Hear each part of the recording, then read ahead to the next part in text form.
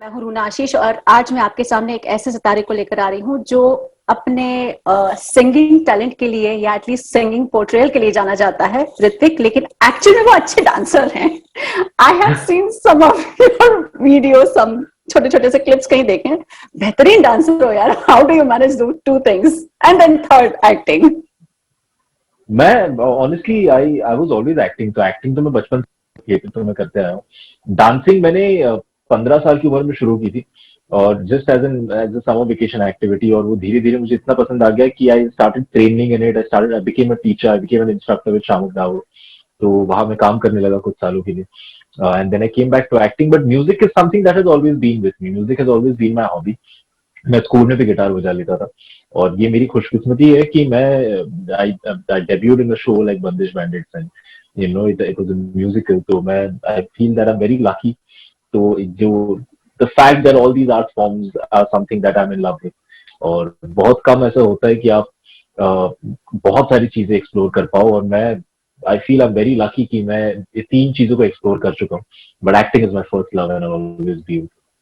हाँ, नहीं नहीं, बड़े बड़े इनफैक्ट लोग भी कहते गए हैं कि dance is related to rhythm, music is related to acting is again it's like a complete triangle circle. ऐसा कोई आर्ट है जो हम नहीं जानते हैं आपके बारे में? बहुत कुछ है अच्छा बताइए। नहीं जानते हैं। नहीं नहीं, मुझे लगा मैं ये कह रहा हूँ कि जो मैं नहीं जानता हूँ। बहुत ऐसा आर्ट फॉर्म है जिसके बारे में मुझे कोई इन्फॉर्मेशन है ही नहीं। जैसे मैं I don't know how to draw और paint. I mean I can sketch but I don't know how to paint. I बहुत सारी चीजें हैं। मैं कुकिंग बेहतरीन तरीके से नहीं कर पाता। तो बहुत सारे आर्ट फॉर्म्स हैं जो मैं एक्सप्लोर करना चाहूंगा definitely, but I don't know how to do it. But something that you don't know about, आपको सब पता है। आपको पता चल चुका है कि मैं क्या क्या कर पाता हूँ। That's nice. लोगों को पता हो जाए तो और मजा आएगा। और वो छोटा सा काम मैं कर रही हूँ लोगों को बताने का। हाँ जी। कतरा कतरा की बात करते हैं। चलिए बताइए कैसे आया ये रोल? बहुत सेंसिटिव सा गाना है। तो करिश्मा तन्ना जो मेरे साथ इस वीडियो में है, she call me one day और उन्होंने कहा कि ऋत्विक यार, दिस म्यूजिक आप वीडियो, दोनों की वुड यू दोस्ती लाइक टू कैसे है बी पहले पार्ट ये ऑफ इट। बताइए। करिश्मा मैसेज मी, उन्होंने बंदिश बैंडिट देखी और उन्होंने मुझे मैसेज किया ये कह के कि I love your work and I love the show. और तकरीबन उस शो के रिलीज होने के कुछ एक हफ्ते के अंदर उनका मैसेज आया था। और तब से लेके we kept in touch and we watch each other's work and we admire of each other's work. तो हम मिले नहीं थे कभी पहले, हम फोन पे ही बातें करते थे। और ऐसे ही बात करते करते एक दिन उन्होंने फोन किया और उन्होंने कहा कि मैं ऐसा एक म्यूजिक वीडियो कर रही हूँ, would you like to be a part of it. I mean, if Karishma Tanna is inviting you, you do not say no. So I said, yeah, of course, I would like to be a part of it. And then I got very lucky that not only I got to work with her, मुझे गाना बड़ा पसंद आया, and I was glad that it was just music and Sony Music, the labels that were working on it, and Mudassar Khan and his team who directed the song, who made the music video. I love them. I've worked with them before. They're a fantastic team.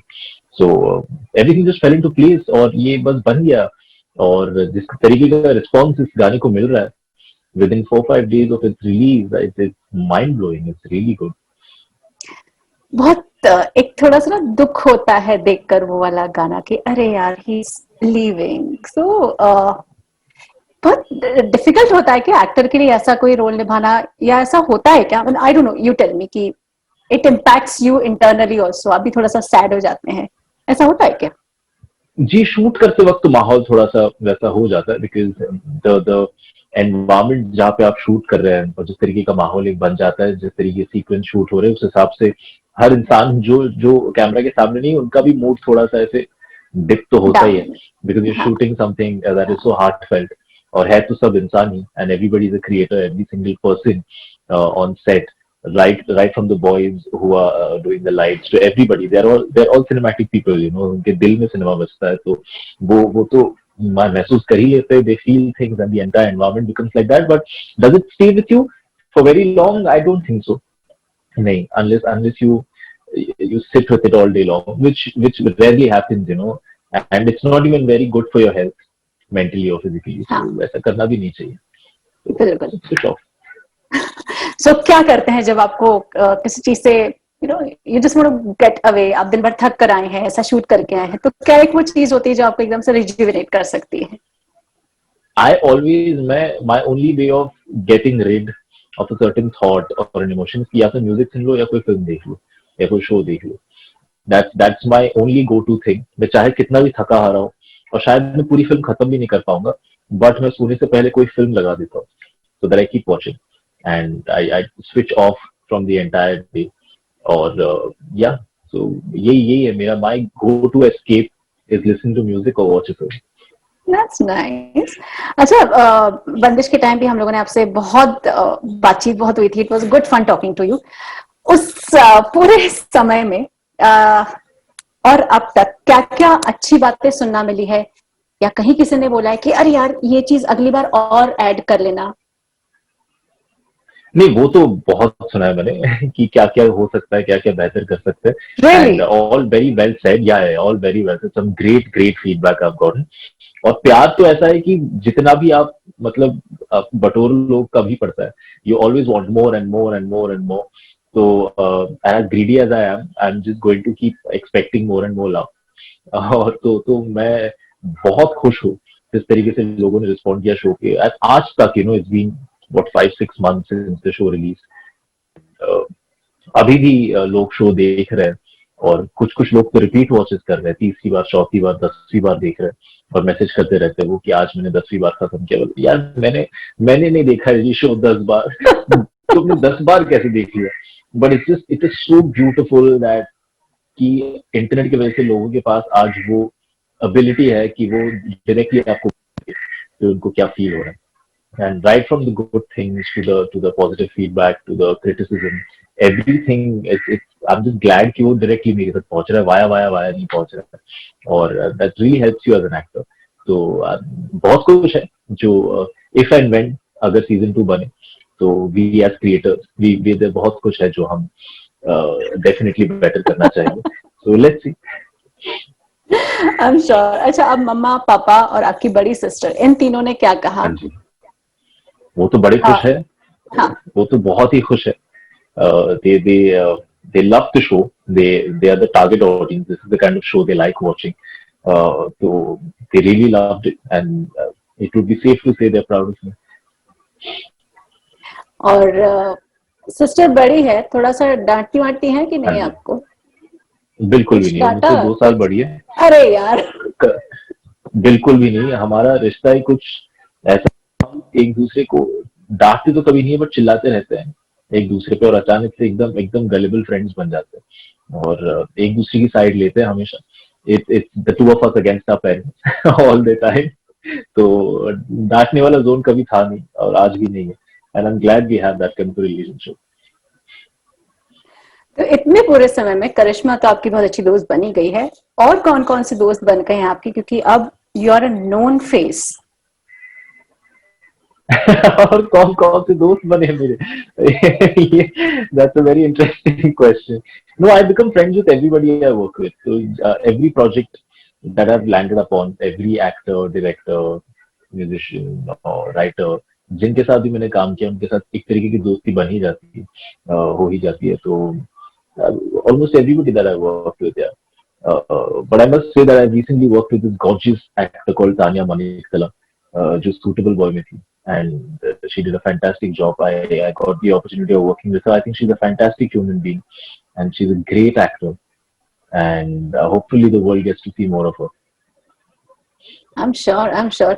अभी इन दिनों बहुत, चूंकि आप एक बहुत known face है and बंदिश जैसे बड़े शो या वेब सीरीज का हिस्सा रहे हैं, बहुत बार बोला जा रहा है कि ठीक नहीं है चीजें. हालांकि मैं बंदिश को एक अलग जॉनर में रखना चाहूंगी, क्योंकि उसने म्यूजिक को जितने खूबसूरती से दिखाया है, गुरु शिष्य परंपरा को जिस खूबसूरती से दिखाया है, वो जॉनर ही अलग है. लेकिन फिर भी ओटीटी प्लेटफॉर्म की बात होती है तो उससे कहा जाता है कि भाई इसे तो एक सेंसरशिप चाहिए. आपकी पर्सनल बिलीफ क्या है? मेरी पर्सनल बिलीफ सेंसरशिप को लेके तो I think certification is fine. Certification as an idea is good कि हर चीज को अगर हम सर्टिफाई कर पाए, जो वैसे भी आई थिंक हर जो कोई भी आप फिल्म या शो आप प्ले करेंगे ओटीटीज में, इट ऑलरेडी सेज रेटेड 18+ और रेटेड 13+ और रेटेड 15+. तो एक सर्टिफिकेशन ऑलरेडी है. सेंसरशिप का मुझे पता नहीं. मुझे तो अभी तक ऐसा personally as an audience I didn't feel like कि सेंसरशिप आ जाना चाहिए, कि this is a little too much. कि ये बहुत ज्यादा हो रहा है। जब भी मुझे ऐसा लगता है, एक तो ट्रेलर्स में मोस्ट ऑफ द टाइम पता चल जाता है किस तरीके का शो होगा, कैसी लैंग्वेज यूज होगी, किस तरीके का कॉन्सेप्ट होगा। तो अगर मुझे लगता है कि ऐसी चीज मैं नहीं देखना चाहूंगा, तो वो ट्रेलर से पता चल जाता है और फिर वो शो में देखता नहीं हूँ। And it happens many times, like, and it's not about, it's simply a mental state कि मुझे इस वक्त नहीं देखना, मार काट नहीं देखनी, या नहीं देखनी, मुझे गाली गलौज नहीं सुनना। So I don't see it because it will affect me. So I don't want to see it right now. I'd rather see a musical or a comedy or something. Yeah, I think every human being, every adult at least, is intelligent enough to censor their own brain, to make their own choice.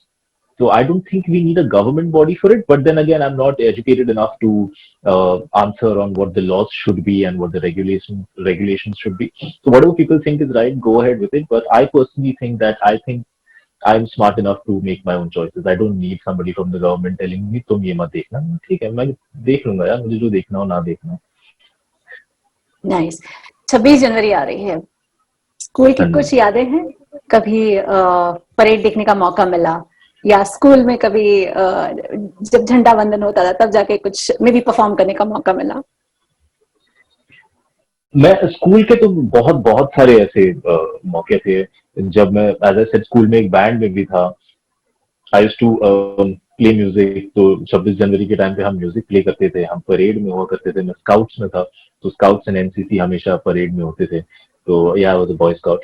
तो बहुत सारी यादें। और मैं boy school से हूँ जहाँ पे जितना हमारे टीचर्स हमें प्यार करते थे, and I was very lucky. I was in one of those schools जो फिल्मों में दिखाते हैं, जहाँ पे टीचर्स बच्चों को एनकरेज करते कि जाओ बेटा, तुम डांसिंग करो, तुम एक्टिंग करो, तुम ये करो। आई वाज वेरी लकी मुझे ऐसे टीचर्स मिले, एक ऐसे स्कूल में मैं बड़ा हुआ। पर जितना हमें वो प्यार करते थे उतने हमें डिसिप्लिन करते थे। तो ये सारा तो बहुत होता था, परेडिंग एंड फिजिकल एजुकेशन। और 26 January was one of the special days जब हम सुबह 8 बजे से लग जाते थे, और 8 से 12, क्योंकि स्कूल की छुट्टी होती थी, 8 से 12 जो भी इवेंट्स होते थे वो होते थे। 12 बजे के बाद सारे लड़के निकलते थे उस दिन, क्योंकि घर नहीं जाना और स्कूल है नहीं। तो जो चाहे वो करो, मॉल जाओ, पिक्चर देखो। तो किसी दोस्त के घर पे चले गए, सारा दिन वहां पे बिता लिया। तो बहुत सारी ऐसी यादें। But my favourite memory, I must say that, मैं दिस वाजंट ड्यूरिंग 26 जनवरी और 15 August. This was Border film release हुई थी, और one of my oldest memories with my father that he took me for the film, and I was watching the film with him, and I fell in love with the song संदेशे आते हैं। तो जब भी so my parents were in Bangalore for the longest time. आज वो यहाँ मेरे साथ है, that's beautiful. जब भी मैं उनसे अलग रहता था, especially when I came back to Bombay, and my parents were in Bangalore. I remember एक दिन मैं अपने घर पे सो रहा था और 26 जनवरी थी शायद, और किसी और के घर से संदेशे आते बज रहा था, and I woke up crying, and I genuinely woke up crying because it suddenly just made me feel like I should have been with my father here. I don't know why. So I can't. I don't know, and I was quite old. हाँ, मैं 19-20 साल का था, ऐसा भी नहीं कि बच्चा था। तो I really, और फिर मैं खुद ऐसे कंफ्यूज हो गया उठ के कि मैं रो क्यों रहा हूँ। ये क्या हो गया। But yeah, there are many of these memories that just can trigger an emotion at any point. और 26 जनवरी के तो कुछ ऐसी थी यादें स्कूल में बड़े होके भी। That's nice. मैं तो स्पीचलेस हो गई है इमोशन सुनकर। So what's next? और कहाँ? अरे यार बहुत सारे करो, मुझे आपको हर जगह देखना है। फिल्म भी करो, वेब सीरीज भी करो, सॉन्ग्स भी करो। Thank you. आपके movie theatre also you do it, you also do theatre, right? हाँ जी, I do theatre, but it's because lockdown चल रहा है और अभी धीरे धीरे सारे थिएटर्स खुल रहे हैं। Prithvi is open, and I am glad Prithvi is open. तो देखते हैं when I can be on stage again. I love theater. I can never get rid of it. I have बोलो to be कब on जा रहे हो? stage. इसका मजा ही कुछ और। मैं रन थ्रू देखने आ जाऊंगी। Done. For sure. Jesse, we come up or we repeat one of our plays, I'm going to get in touch with you for sure. और नेक्स्ट और क्या कर रहे हैं फिर? ये तो थिएटर की बात हुई, कुछ और वेब सीरीज आने वाली हैं, कुछ फिल्म्स आने वाली हैं? What's in the pipeline right now? एक शो है जो मैं ऑलरेडी कंप्लीट कर चुका हूँ, इट्स अ सिटकॉम। मैं उसके बारे में ज्यादा बता नहीं पाऊंगा, बट इतना कह पाऊंगा कि कॉमेडी शो है, और बहुत मजा आया। बहुत टाइम के बाद मैंने कॉमेडी की, और कॉमेडी मतलब over the top, it was the David Dhawan brand of comedy, and I was so happy that I'm getting to do it because it's my calling. I love doing something like that. And now I'm just getting into another project which is a crime drama, तो बहुत ही प्यारा सा एक wave चल रहा है, right from Bandish to doing comedy to doing crime, and let's see what people really what they like. मैं imagine नहीं कर पा रही हूँ frankly, so I am more keen to watch you. चलिए, I'm thanks a glad. Lot.